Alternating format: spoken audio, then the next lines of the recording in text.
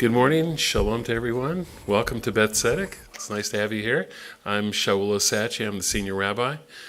I don't use that word very often, senior, but I guess because the other people call the other rabbi baby rabbi. But don't tell anybody I said that. So, any event, it's a pleasure to have all of you here, and we have a very important program today, and I'm very excited to be able to learn and to hear and to expand my horizons, and I'm sure you are as well. So, without further ado, who's next? I'm just welcoming you and saying hi. That's it. That's it. Oh, absolutely. Please come forward.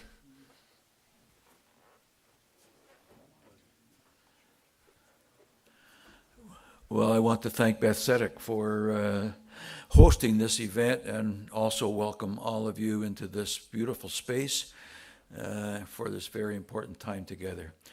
So shall we just pause for a moment of blessing. Creator of all life, we give you thanks for this day. We give you thanks for all the gifts of the earth and her abundance, for those things that have nurtured this land for thousands and millions of years. We are grateful for the people of Treaty 7 who have looked after this land for so long. We give thanks for all who are here now and seeking to honor the land, honor each other, and honor the future. We ask that you bless our gathering this day, and that you bless the food we are about to receive, all those who had any part in harvesting it and cooking it and bringing it to the table. Bless our gathering and be with us as we open our minds and our hearts to the future and to one another. In the name of all that is good, abundant, and beautiful, we pray. Amen.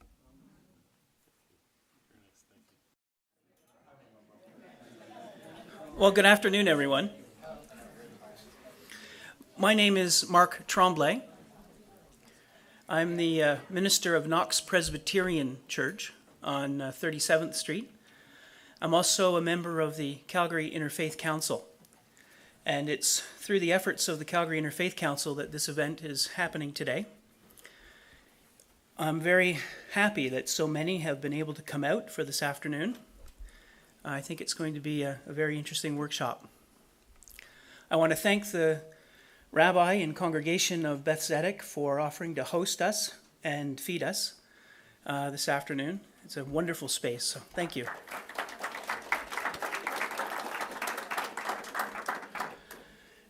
I also want to recognize Kairos Canada and also the Healing and Reconciliation Fund of the Presbyterian Church in Canada for their contributions to the workshop and making the recording of this workshop possible. So there will be a DVD after the event, and details of that will be made known through various ways and means. We're going to circulate a sheet, a nice pad of paper. I presume you have a pen. And if you'd like to put your name, your affiliation, and your email, it's a way in which we might be able to keep in touch and circulate notices like the availability of the DVD to you. So that'll come around in a few moments. I'd like to recognize all of you in the room for being here, as I said, but I also wanted to highlight 3 government offices that are being represented here this afternoon. I think it's a very wonderfully diverse group that we have, and I think that speaks volumes to the importance of what we're trying to find out about this afternoon. I'd like to recognize from Minister Ganley's office, Paisley. She's just sitting at the back here. And also from Minister Cece's office, Kevin. And also from Minister Kazam's office. She's just MLing Kazam, and I'm right here. That's Jonathan. So thank you for your participation and interest in coming to this event, all of you. Now, at this time, I'd like to welcome Bill Phipps up to the podium because he has an announcement that he'd like to make. Short but very exciting announcement. The Calgary Peace Prize this year, the 10th time we've awarded the Calgary Peace Prize to a global person or persons who are outstanding in building peace. The recipients on April 7 at Mount Royal University are going to be the 3 commissioners of the Truth and Reconciliation Commission. So we're all delighted that they have accepted this. So please mark it in your books, and we'll be getting out on all the different variety of ways you get things out these days. How you can get tickets and so on, but it's at Mount Royal University starting at I think 7 o'clock on April 7th. I'd like to ask Diana Lorenshaw to come up. Thanks. I was asked by Mark to come and to say, Doreen, thank you so much for being among us and with us and sharing your journey, especially with the UNDIP and your experience in Geneva and everything. I want to acknowledge we're on Blackfoot territory, the Confederacy of Blackfoot Territory, Treaty 7, and want to give you this as an elder. We are grateful that you're spending this time with us this afternoon and will lead us and show us the way.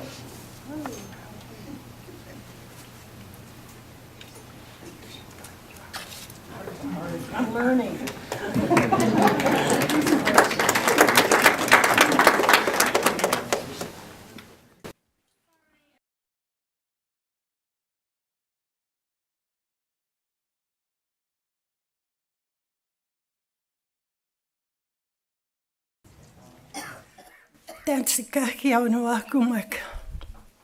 Greetings, all my relations.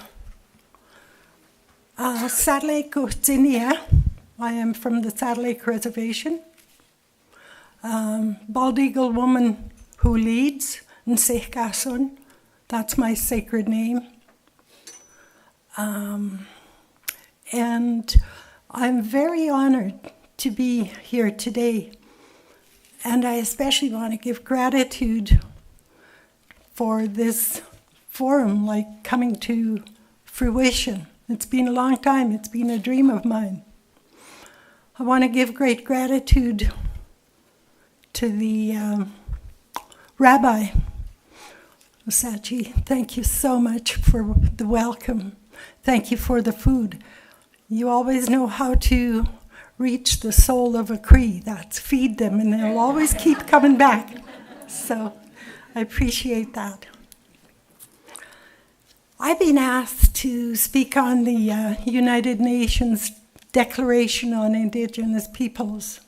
Before I do that, I really want to honor the ancestors, my ancestors, your ancestors. Without them, we would not be in the room together today. So I'm just going to call upon them to be with us. Check him.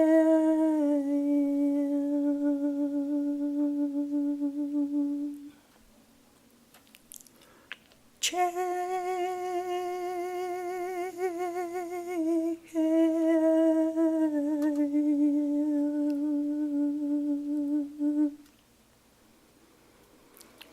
Check him.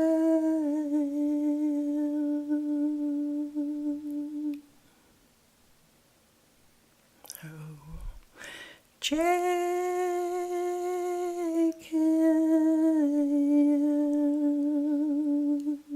Hey.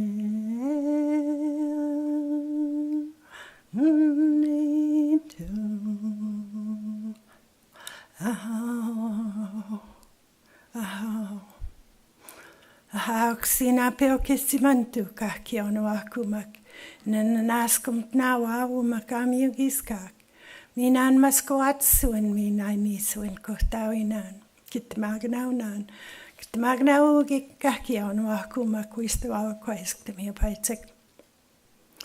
Great Spirit, Creator, Grandfather, Grandmother spirits, to all those divine entities that have guided us this far, I come before you to give you humble gratitude for this opportunity of coming together with one heart, one mind, and one spirit. I ask that you open our hearts, and I ask that you lead us through this afternoon's forum. I ask your blessings upon each one in this sacred circle. I give humble gratitude from my heart for all the beautiful things and the beautiful people that brought us together in a humble way. Uksiksinapeo kistimantu nananaskum nawa anotsminakaki. Hi, all my relations. Oh.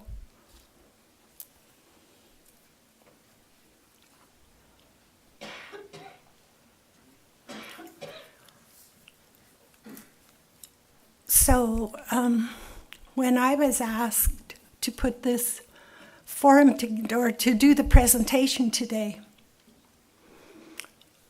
I went into meditation to see what the best way to do this.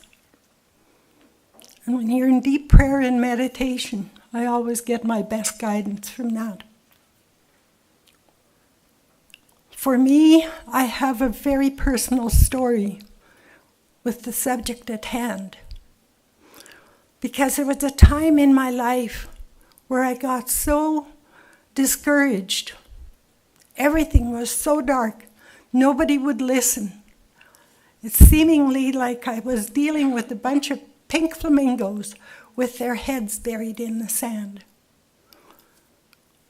So I had the opportunity through being an activist that I had friends in Europe, and they said that perhaps to take this issue to the United Nations. So I volunteered. So my story then took me to Geneva in Switzerland. I found myself at the gates in Geneva, being told that we could not enter. There was about 30 people, a few from Canada. And so I asked, why? The elders said to me, if anyone can get us in, Doreen, it's you. So I went to the gate, and I said to the guard, why can't we get in? We are Indigenous peoples around the globe. Nobody will listen to us back home. We are in a critical state. We need to voice our concerns to the United Nations. And he said, I already told you, madame, you cannot go in. I said, why? And he said, because you need a pass. I said to him, that's silly. That's the case of what came first, the chicken or the egg? And I said, so we can't get a pass, but we need to get in. So we need to get in order to get a pass. So you tell them to come here and tell me that. I want to see all of those people. I want to see the Human Rights Commissioner. I want to talk to Ibarima Fall. I want to talk to Miguel Cobos Martinez. I want to talk to all those people that count in those offices. You bring them here to the gate to tell us Indigenous people that we don't have the right to be heard. You're the forum of the United Nations of the world. Nobody else will listen to us, so you have to. And of course we had media, so I said, look at the media. So then we saw them coming, and they weren't just walking. They were actually hustling down. I could see them coming, and I stood there, and I waited. They got to us, to our group, and they said to me, I told them again, I said, we want to get in. We want to be heard. We're Indigenous people. We're not going anywhere. We're going to be here for as long as you don't give us a pass. We're going to be here. So you have to get us a pass now. So we did. They gave us a building across the way from the United Nations. And in that building, they took of course it was like going through extreme security, and put us through the paces, and then they gave us the pass with our pictures on. We got to the UN, into the building. They gave us a room. We discovered we didn't have any paper or anything for our faxes. So I happened to be walking along, and I saw this gentleman, and I knew he was an official from the Iranian government. So I went over to him and I said, "My dear brother, we're in a crisis. We need paper for fax machines and for our interventions. Would you please sponsor us for some paper?" And he said, "How much do you need?" I said, "Oh, I will start with 10 or 12 boxes." He said, "When do you need them?" And I said, 10 minutes ago. He said, "Where do I deliver it to?" And I said, "To the DOSIP office." By this time, one of our Canadian Indigenous brothers, Kenneth Deere, who was our secretary, who became our secretary, was there, and he said, we got an office to work out of. DOSIP said they would allow us to use their fax machines and stuff like that. So we had the boxes of paper delivered there. That was kind of the beginning of the declaration. I didn't realize the bureaucracy. I didn't realize what it took to just do a presentation. But I soon learned how to do interventions. And believe me, you had to think on your feet. With that, there was also almost simultaneously, I had taken a sacred run through Europe, again because of lack of my government's listening to our issues at home. And I took this run through to the United Nations. That was after the opening of the declaration.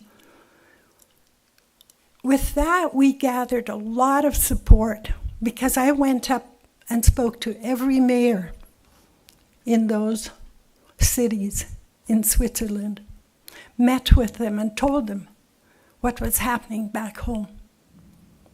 So that's how come this little booklet came to be. I want to give gratitude to all those people, very, very strong, dedicated, loving people, such as Wilton Littlechild from Hobima Reservation, international lawyer. He was a member of Parliament for several years. He was instrumental in the work that was done because we didn't have a legal background, but he guided us. We also had other people such as Sharon Stanley Venn. Again, she's Cree. She's also from Canada. And we had Dr. Ted Moses, who was actually from the James Bay Cree area. And he was amazing, amazing, strong people. And so we would sit in council. And the first thing that we realized was we weren't even organized for an agenda as people.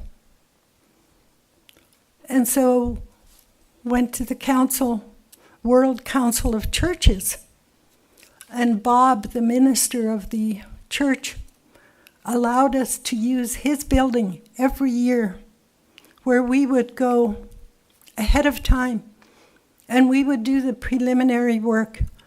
What's the agenda? What are we going to talk about? And as we started to grow, our group grew from 30 to approximately 1,000 people from around the globe. It caught on very quickly. And I realized why we were there. I realized that there was a legacy that needed to be told, that needed to be heard. My pain was a lot of people's pain. And I recall as I was coming through, when I'd get frustrated, I'd go over and sit with the elders, especially through university. And I remember Mary, one spot from the Tsuut'ina reservation. She said to me, "My girl, you have patience. That's a gift that you do have. You have an education. You have to continue to work on that education. You have to be able to speak their language and understand them. What makes them tick? What is it that we need to do to come together as a family of the two-legged race?" She said to me, "I know you came from the same era that I came from. We were not allowed to get an education beyond grade 3. You snuck through. You put yourself through 3 years of Bible college, and then on into nursing, which was absolutely, totally against government policy. And then now you're going to this big school." And she said, "You need to do the best you can, because your voice is the voice of all those silent people out there. Someone has to talk for them. Someone needs to represent them in a good way." So when I was looking at this presentation today, I realized that there are many people that do not know who we are as Indigenous peoples. And so I put together some slides. Monique, probably the one on the circle. Oh, the smudge. Yeah. We generally start off with the smudge, but I was told, I noticed the ceilings were very low and that we have very sensitive alarms in this room. So I was not allowed, I didn't want to create an issue, so I didn't want to put on my smudge and then scare everybody out. What I have done, though, is I did bring the smudge. I just wanted to explain it a little bit. First of all, why smudge? Because it helps me to bring my body, mind, emotions, and spirit together. It purifies and cleanses my aura. It is also very much like incense. It doesn't harm anybody. Those who think they're allergic to it, they have an issue.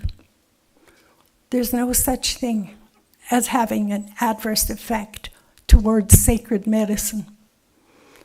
And so when I smudge, I usually start off to cleanse and purify the mind, to make sure that I'm in a good place, that I come with good thoughts, good intentions, that I may see with my two eyes those very beautiful things inside each spirit that's sitting in front of me. The breath of life, to give gratitude for each breath. Life is not a given. It is a gift from Creator. And my mouth, that I may always speak those words from my heart with truth, honesty, and loving kindness. And then my entire body, that I may be in balance and in harmony with all that exists. So that is the reason why we smudge.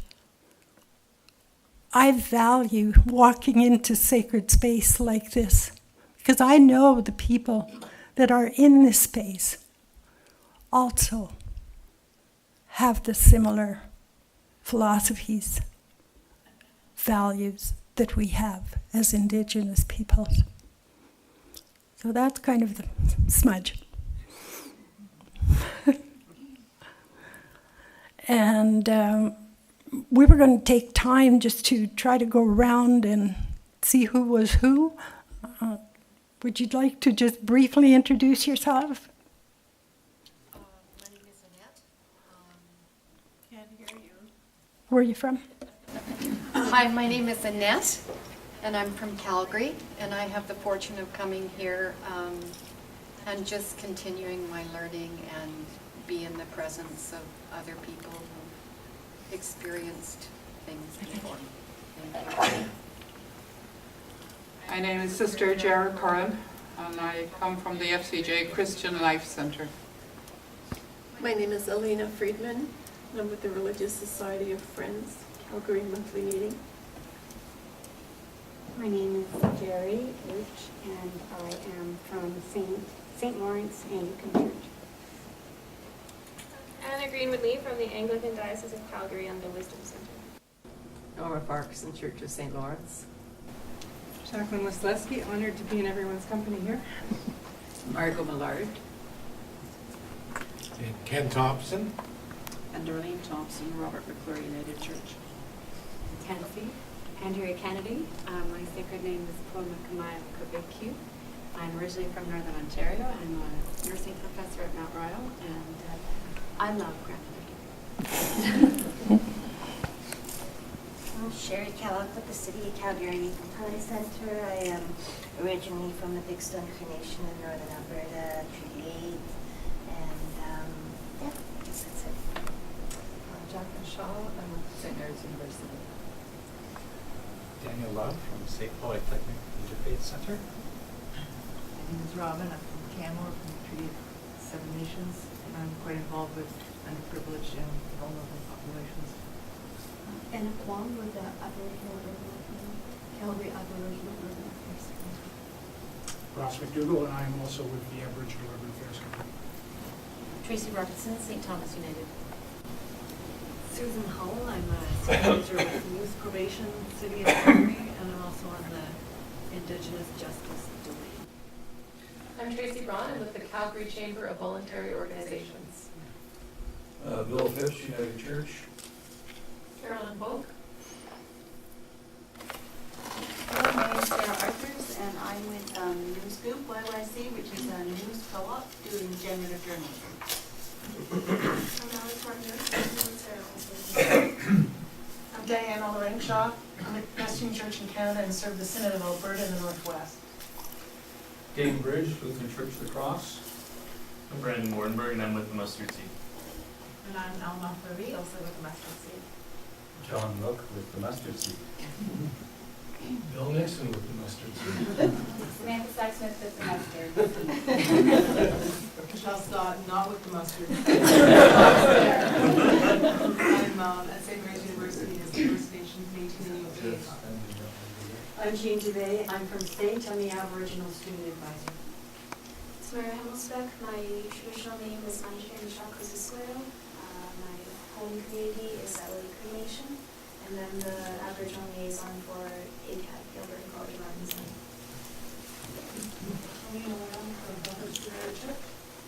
Marilyn Cheney from the People United.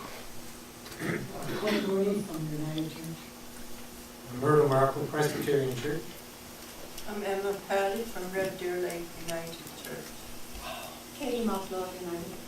Bob Matlow, McDougall United. Message interested in interfaith and human rights.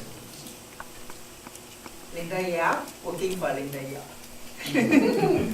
I represent Eva Torn Thomas, Calgary Baha'i Community. Kevin Smith here on behalf of Minister Josie. Good afternoon, I'm Amanda Enns. I'm originally from Waterhen Lake Cree Nation in northern Saskatchewan, and I'm an Aboriginal strategist for Vibrant Communities Calgary. Good afternoon, I'm Roy Bear Chief. I'm from Siksika, just an hour's drive east of here, and I also work with Vibrant Communities Calgary as a regional consultant.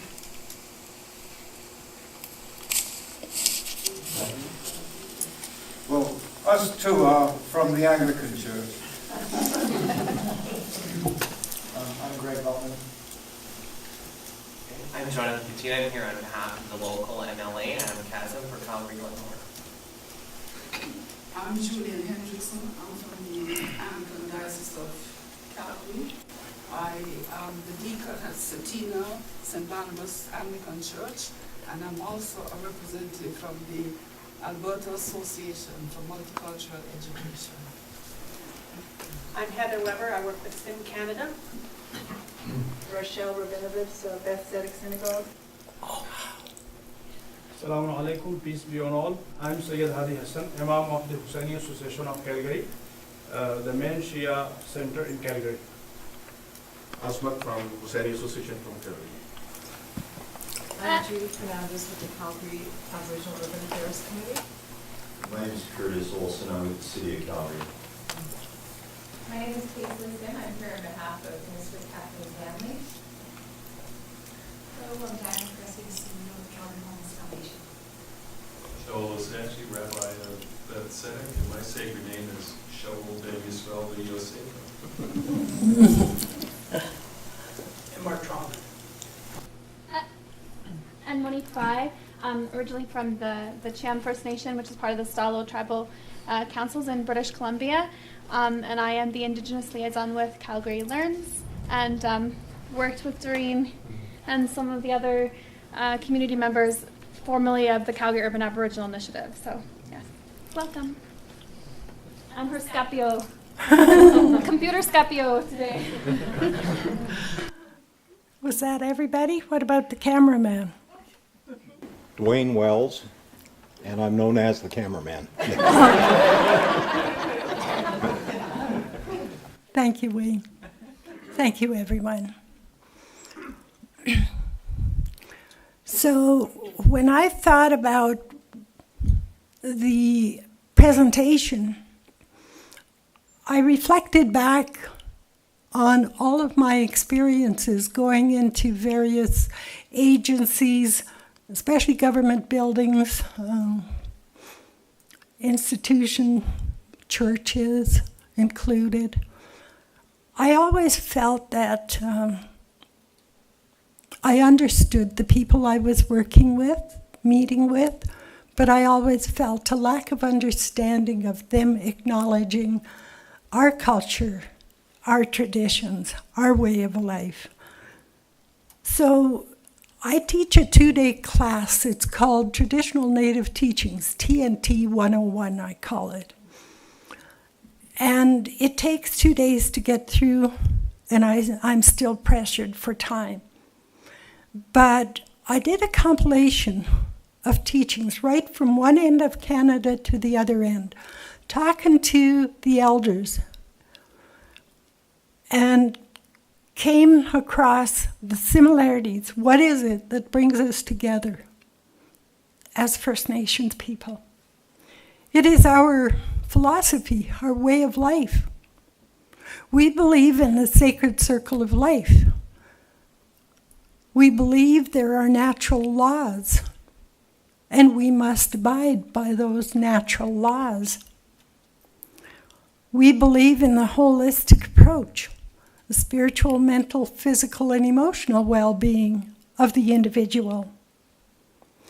I remember as a young person going through school, and I thought, oh, I get to college, I'm going to learn about the spiritual, mental, physical, emotional well-being. No such luck. I learned about the mental and the physical, but my granny always told me to be balanced, you have to acknowledge your spiritual and the emotional aspects of yourself. If you don't look after the emotional, you can become imbalanced. Also, the old people always said there were 4 races of man: the red, yellow, black, and white people, each coming with their own personal sacred gifts to the universe. The white people, for instance, they're very good at articulating on paper. They're gifts of the mind. They put the man on the moon. Yellow race, they bring us the gifts from across the waters, technology. I would assume if you looked at any of the equipment made in Japan or made in Taiwan, made in China. If you look at the black people, they're very tenacious. They recovered from the slavery that they went through. They have innate gifts of the arts and cultures, the songs, the dance.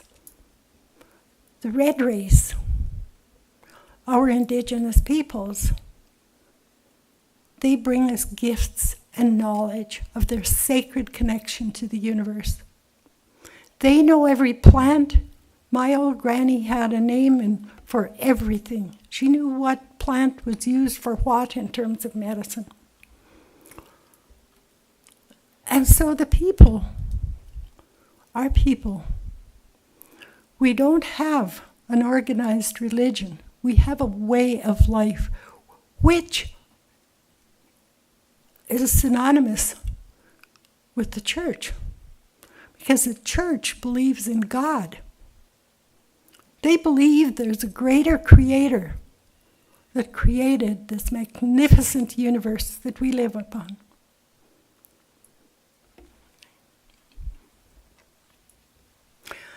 And so therefore, with us,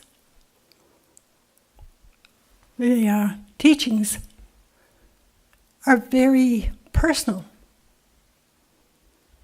The 4 realms, for instance, the North realm teaches me that I must take good care of myself, that I must regain balance in my life, developing an understanding of myself. You can read that probably. Do you want to read it, Monique? Sure. Regain balance in my life by developing an understanding of the important connection between the physical, physiological, spiritual, and emotional parts of my existence. Stop inflicting pain, either physically or emotional, on others or myself. Come to an understanding that change is a process.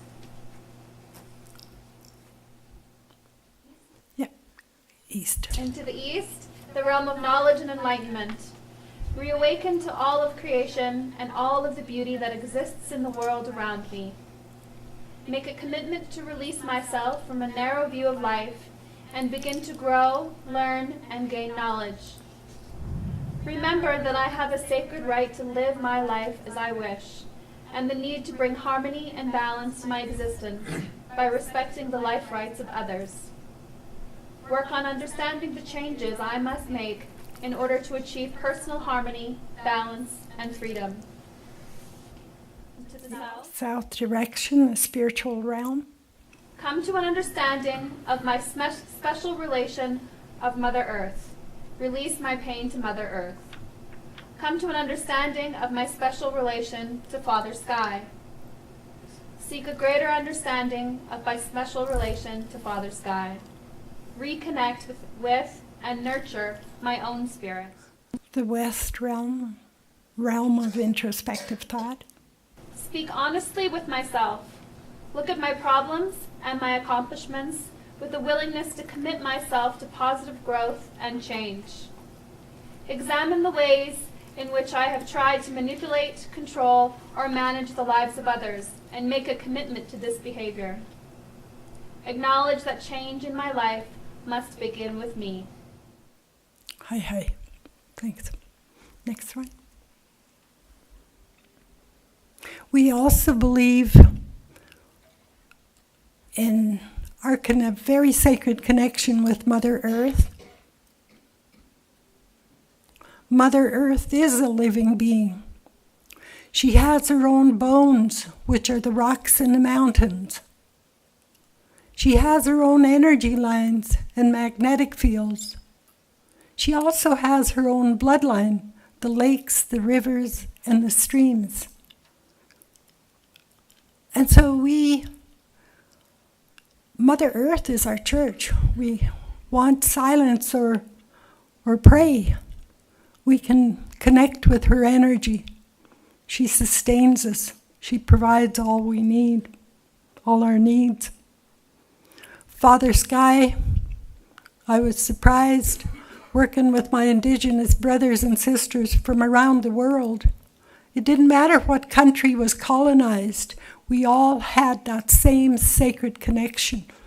The Ainu of Japan, the Aborigines of Australia, the Sami of Norway, Finland, and Sweden, the Russian brothers and sisters, those from the islands. We could sit in ceremony together and understand each other. When our brothers and sisters from the south pray, they say Pachamama for Mother Earth. They say Father Cosmos. We say Father Sky. And the teachings that go around that, the teepee, those are utmost values to us that we must uphold. It's a lifelong learning process. In my community, we have some young elders. You start as a very young child learning experientially. I'm so fortunate to stand before you today and say my grandparents and my great-grandparents had the foresight to hide me from the Yokimaus.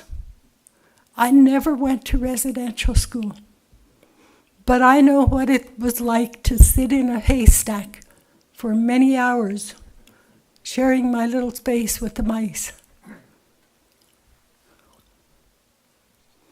Obedience. Did you want to read that? I can't see it. Obedience. We learn by listening to traditional stories, by listening to our parents and guardians, our fellow students and our teachers. We learn by their behavior and their reminders so that we know what to do and what not to do. Respect. We give honor to our elders and fellow students and the strangers that come to visit our community. We must honor other people's basic rights. Humility. We are not above or below others in the circle of life. We feel humbled when we understand our relationship with creation. We are very small compared to the majestic expanse of creation. We are just a strand in a web of life, and it is appropriate to respect and value life. Happiness. We must show enthusiasm to encourage others at social functions. These actions make our ancestors in the next world happy. Love. If we are to live in harmony, we must accept one another as we are and accept others who are not in our circle. Love means being kind and good to one another. Faith. We must learn to believe and trust others, to believe in a power greater than ourselves, that we honor and that gives us the strength to be a worthy member of the human race. Kinship. Our family is important to us. This includes our parents, our brothers and sisters who love us and give us roots, the roots that tie us to the lifeblood of the earth. It also includes extended family, grandparents, aunts, cousins, uncles, in-laws, and children. These are also our brothers and sisters, and they give us a sense of belonging and community. Cleanliness. We must learn not to inflict ill upon others. For what we do to others, we do to ourselves. Clean thoughts come from a clean mind, and this comes from Native spirituality. Good health habits also reflect a clean mind. Thankfulness. We learn to give thanks for all the kind things others do for us, and for Creator's bounty. We are privileged to share that with others in the spirit of love. Sharing. We're learned to be a part of the family by helping and providing food and other basic needs. We share in these responsibilities in order to enjoy them. Strength. We must learn to be patient in times of trouble, and not to complain, but to endure and show understanding. We must accept difficulties and tragedies so that we may give others strength to accept their own difficulties and tragedies. Good child rearing. Children are unique and blessed with the gift of life. We are responsible for their well-being, spiritually, emotionally, physically, as well as their intellectual development. They represent the continuity of our circle of life, which we accept as Creator's will. Hope. We must hope for things that make life better and easier for us, our families and the community, both materially and spiritually. Ultimate protection. The ultimate responsibility is to achieve a balance of health by caring for the body, mind, emotions, and the spirit of the individual, the family, the community, and the nation. And finally, the control flaps. We are all connected by relationships, and we depend on each other. Do you want to flip back to the picture of the teepee? I think one of the most profound statements there is the one about relationships. You'll see where the poles are tied together. In the old days, everything inside the teepee were the women's responsibility. Everything outside the teepee was the man's responsibility. When I speak of love, I don't talk about Liz Taylor's type of love. It is unconditional love, doing whatever it takes for the betterment of the whole. And I always say, Creator, I just want to get it right this time. I don't want to come back next time and go through all this pain. I just want to get it right. So my journey through all of these experiences with the United Nations, the Declaration, the sacred run through Europe, and some of the books that I've written, you'll see 3 or 4 of them here. I'm hoping that it will touch the hearts of each one of you. We're here for a reason. We're here to promote well-being. We're here to come and gather and learn from each other. I always tell the people that I work with, don't look at me as your guru. I stand and I walk beside you. I do not walk in front. I do not walk behind you. I walk beside you. Just like an oak tree, there to stand and support you.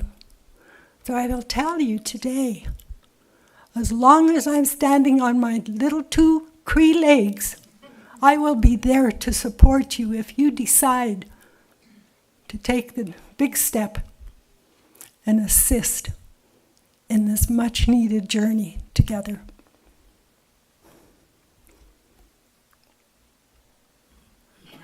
There's also the 7 sacred laws. Do you want to go through those for me, Monique, please?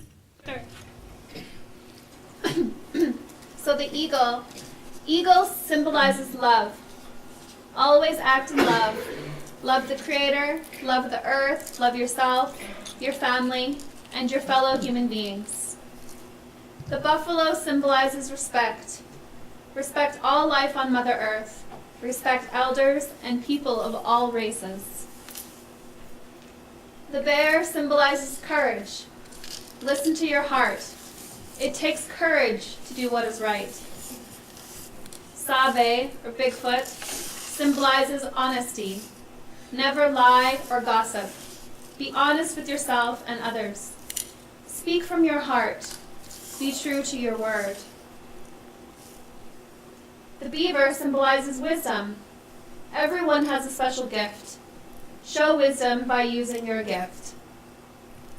The wolf symbolizes humility. Think of others before yourself. Humble yourself to the Great Spirit by being thankful. And finally, turtle symbolizes truth. Always seek truth. Living the truth is living the 7 teachings. Hi. Can go into the declaration. So, Doreen picked out a number of different articles from the Declaration specifically that she wanted us to highlight and to look at. And she does have small little booklets for everybody if you'd like. Hopefully there's enough for everybody that we got from the Human Rights Commission. They're a nice small little pocket size. She calls it her little Bible. And everyone hopefully can take one home with you today. So, of course, Doreen told us the wonderful story of how some of it started out, and it took quite a while from then until this was adopted by the General Assembly in 2007. So that bureaucracy piece of getting it all figured out, and as we know, Canada has only recently signed on to it, but with conditions. And so you'll see, I guess, from some of the language, maybe we can have an understanding of why they might have had conditions. So, Article 8 says, Indigenous peoples and individuals have the right not to be subjected to forced assimilation or destruction of their culture. As you can see, some of these things, if it had been around before, in the time of colonization, and if there was more legislation in order to protect us, some of these things could have been avoided. And I think part of the question is then, how do we redress these type of concerns after the fact? So states shall provide effective mechanisms for prevention and for redress. Any action which has the aim or the effect of depriving them of their integrity as distinct peoples, or of their cultural values or ethnic identities. Any action which has the aim or effect of dispossessing them of their lands, territories, or resources. Any form of forced population transfer which has the aim or effect of violating or undermining any of their rights. Any form of forced assimilation or integration. Any form of propaganda designed to promote or incite racial or ethnic discrimination directed against them.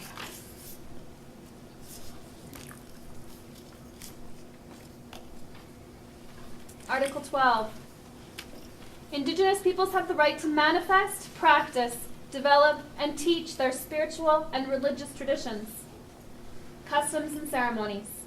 The right to maintain, protect, and have access and privacy to their religious and cultural sites. The right to the use and control of their ceremonial objects, and the right to the repatriation of their human remains. States shall seek to enable the access and/or repatriation of ceremonial objects and human remains in their possession through fair, transparent, and effective mechanisms developed in conjunction with Indigenous peoples concerned. Article 13. Indigenous peoples have the right to revitalize, use, develop, and transmit to future generations their histories, languages, oral traditions, philosophies, writing systems, and literatures, and to designate and retain their own names for communities, places, and persons. States shall take effective measures to ensure that this right is protected, and also to ensure that Indigenous peoples can understand and be understood in political, legal, and administrative proceedings, where necessary, through the provision of interpretation or by other appropriate means. 22. Particular attention shall be paid to the rights and special needs of Indigenous elders, women, youth, children, and persons with disabilities in the implementation of this declaration. States shall take measures in conjunction with Indigenous peoples to ensure that Indigenous women and children enjoy the full protection and guarantees against all forms of violence and discrimination. 24. Indigenous peoples have the right to their traditional medicines and to maintain their health practices, including the conservation of their vital medicinal plants, animals, and minerals. Indigenous individuals also have the right to access, without any discrimination, to all social and health services. Indigenous individuals have an equal right to the enjoyment of the highest attainable standard of physical and mental health. State shall take the necessary steps with a view to achieving progressively the full realization of this right. 32.3. States shall provide effective mechanisms for just and fair redress for any such activities, and appropriate measures shall be taken to mitigate adverse environmental, economic, social, cultural, or spiritual impact. And finally, Articles 38, 40, and 41. States, in consultation and cooperation with Indigenous peoples, shall take the appropriate measures, including legislative measures, to achieve the ends of this declaration. Indigenous peoples have the right to access to and prompt decision through just and fair procedures for the resolution of conflicts and disputes with states or other parties, as well as to effective remedies for all infringements of their individual and collective rights. Such a decision shall give due consideration to the customs, traditions, rules, and legal systems of the Indigenous peoples concerned and international human rights. The organs and specialized agencies of the United Nations system and other intergovernmental organizations shall contribute to the full realization of the provisions of this declaration through the mobilization, inter alia, of financial cooperation and technical assistance. Ways and means of ensuring participation of Indigenous peoples on issues affecting them shall be established. And inter alia means among other things, so that's kind of a word that I wasn't too familiar with. This little book gave a lot of hope to a lot of people around the world. What gave me the ability, the courage, the strength and determination was the people from Europe. I remember way back when I was young, we did the blockade, Lubicon blockade, and we had a lot of people come from Europe to support us, but very few from Canada. With that group, we formed an alliance, and it was with their support that we were able to carry on this work with the United Nations in Geneva. To me, the Declaration affirms people's rights of self-determination, and it underlines the prohibition of discrimination and genocide in international law. The Declaration calls on states to honor and respect the treaties and other agreements they have entered into with Indigenous peoples, to protect Indigenous languages, culture, and to uphold Indigenous peoples' rights to lands, territories, and resources. That was absolutely imperative for us because today there's still much talk about how the land was acquired. I did an intervention, I think it was Chomsky, from Chomsky's book, on Terra Nullius, the empty land. The old people signed those documents with the pipe ceremony, thinking that that was a sacred way of securing the land, and all of those treaties and agreements for the people. And that wasn't to be so. We're still struggling for our rights. The Declaration affirms the inherent or pre-existing collective human rights of Indigenous people, as well as the human rights of Indigenous individuals. It provides a framework for justice and reconciliation. Here we go again with the reconciliation. Applying existing human rights standards to the specific historical, cultural, and social circumstances of Indigenous peoples. The Declaration reflects a range of human rights standards that have emerged over the last 3 decades through the work of international and regional human rights bodies as they have dealt with violations against Indigenous peoples. Many of these standards, such as the provisions of international human rights conventions and customary international law, established clear obligations for states. As we actively engaged with fully and effective implementation of the UN Declaration on the Rights of Indigenous Peoples. And then that's where it goes on to talk about we urge that governments, in conjunction with Indigenous peoples, use the Declaration as a basis for reviewing and reforming laws and policies to ensure that Indigenous peoples' rights are upheld without discrimination. And it goes on to talk about the tribunals and so forth. To me, I always like to put the humanness into these documents.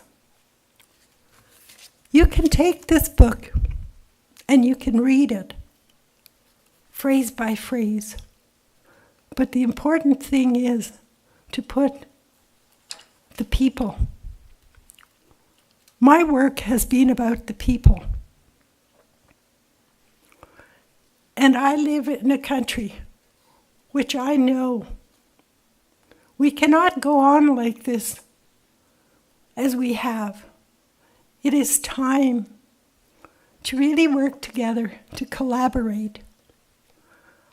When I leave this world, I want to leave a legacy for my people. I was taught, whatever you do, do it for the betterment of the whole. Put your ego outside and do whatever you can for the people. I had a lady, she just brought tears to my eyes the other day. She was a Native woman who had a job here in the city of Calgary. She's from a reserve about 60 miles away from here. And she was going by my place, and I saw her picking bottles.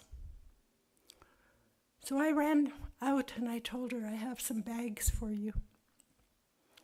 I went downstairs and I put 5 bags, great big bags of bottles. She started to cry, and she said, I hope that I'm only here temporarily. I run into hard luck, and there's nobody to help. She said, I have this idea in my heart, this knowing deep within my heart. There are angels among us, and you're one of them. That, to me, is the way each one of us should be thinking. I think I'm going to stop at this time and take a break for about 10 minutes, 15 minutes maybe. Hi.